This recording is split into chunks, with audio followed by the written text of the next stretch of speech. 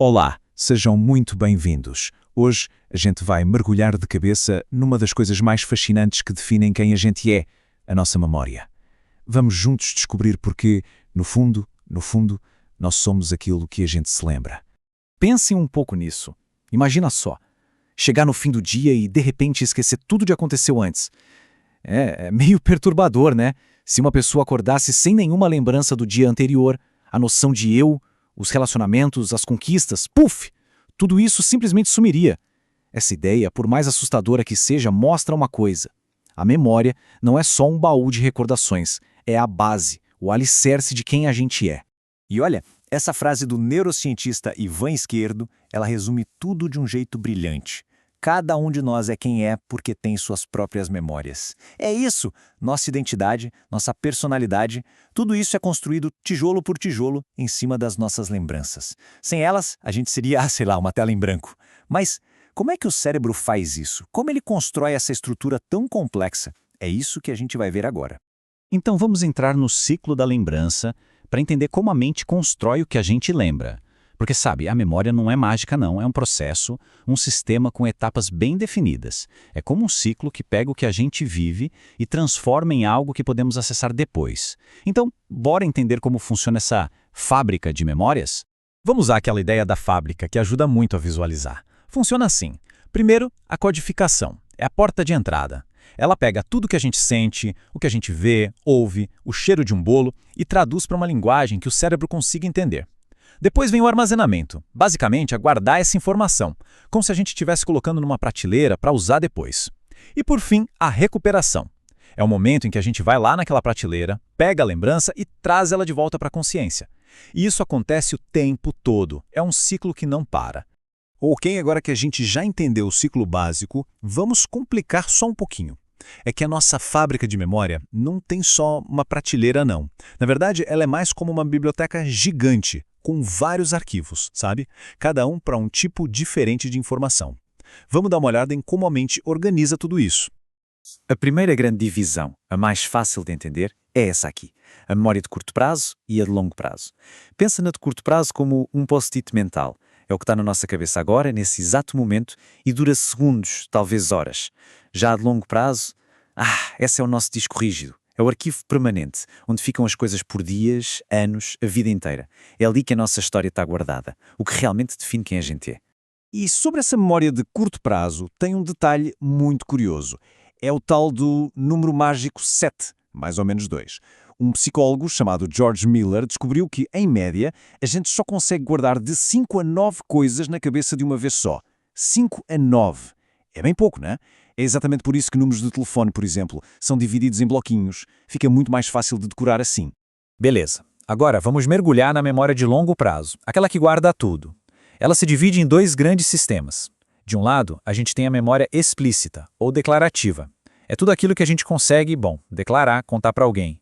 Fatos como Buenos Aires é a capital da Argentina, ou eventos da nossa vida, tipo lembrar do último aniversário. Do outro lado, tem a memória implícita. Essa é mais sorrateira, ela é automática. É o saber como. Ninguém precisa pensar nos movimentos para andar de bicicleta, certo? Ou o fato de a gente salivar só de sentir o cheiro de uma comida boa. São coisas que o corpo aprendeu e faz sem a gente precisar dar a ordem. E quando a gente junta essas duas coisas da memória explícita, os factos que a gente sabe e as experiências que a gente viveu, aí surge algo fundamental, a memória autobiográfica. É literalmente a história da nossa vida. É a narrativa que a gente conta para nós mesmos e para os outros. É ela que nos conecta com as pessoas, que nos ajuda a imaginar o futuro e, o mais importante, que nos dá aquele sentimento de continuidade, de sermos a mesma pessoa hoje, ontem e amanhã.